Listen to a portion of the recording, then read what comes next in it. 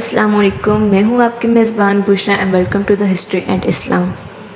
عثمانیہ خاندان آج کل کہاں ہے؟ سلطنت عثمانیہ کے خاتمے کے بعد عثمانیہ خاندان کے ساتھ کیا ہوا اور انہیں کن حالات کا سامنا کرنا پڑا، آج کی ہماری اس ویڈیو کا موضوع ہے۔ ہمارے ساتھ رہیے گا۔ دوستو، 1 نومبر 1122 میں تاریخ اسلام کا وہ سیاہ دن ہے جب سلطنت عثمانیہ کے خاتمے کا باضابطہ طور پر اعلان کیا گیا۔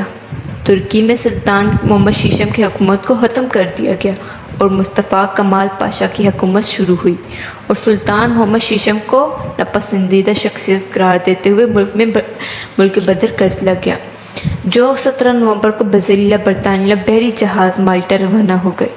ان کے بیٹے شہزادے ارطغرل افندی بھی انہی کے ہمراہ تھے، اور بعد ازاں وہ وہاں سے اٹلی چلے گئے اور انہوں نے اپنی زندگی کے آخری ایام بھی اٹلی میں ہی گزارے۔ ان کی وفات 16 مئی 1926 کو سوم رحموت اٹلی میں ہوئی، اور ان کو دمشق میں سلطان سلیم اول مسجد کے قریب سپرد حق کیا گیا۔ سلطان محمد شیشم جب تک زندہ رہے عثمانی سربراہ کے طور پر رہے۔ دوسری جانب 19 نومبر 1922 کو ان کی قریبی عزیز عبدالمجید کو خلیفہ چنا گیا، جو 1924 میں خلافت کے خاتمے تک یہ ذمہ داری نبھاتے رہے۔ اسی کے ساتھ تمام عثمانی خاندان کو جلا وطن کر دیا گیا۔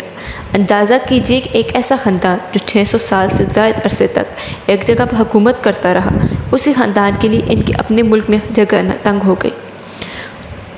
عثمانی خاندان کو خود سمجھ نہیں آیا کہ یہ ان سب کچھ کیا ہو رہا ہے یا ان کے ساتھ ایسا کیوں ہو رہا ہے۔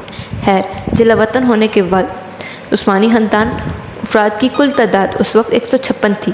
ان میں اس وقت شہزادے، شہزادیاں اور ازدواج شامل تھی، اور کچھ نوکر وغیرہ بھی جو ان کے ساتھ تھے، جو اپنے مالک کا ساتھ کسی بھی طور پر چھوڑنے پر راضی نہیں تھے۔ اس کے ساتھ اس کے تمام داماد جلا وطن کر دیے گئے۔ خیر، خاندان کے ان تمام افراد کو ایک طرف پاسپورٹ دیا گیا، جو سب پہلے انہوں نے مصر جانا چاہا کہ کہیں بھی وہ بھی ان کی سلطنت میں شامل رہا تھا، لیکن نہ تو انگریز حکومت اور نہ ہی وہاں کے سیاہ فواد نے ان کو اجازت دی۔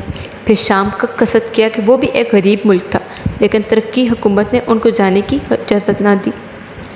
پھر کچھ افراد تو لبنان کے شہر بیروت میں چلے گئے، جو اس وقت فرانس کے زیر تسلط تھا۔ خلیفہ عبدالمجید فرانس چلے گئے۔ شہزادے علی واصف کی کوشش سے وہاں کی حکومت نے ان کو وہاں کا پاسپورٹ دیا۔ یہ وقت عثمان خاندان کے لیے بہت مشکل تھا۔ انہوں نے غربت کا منہ بھی دیکھا تھا۔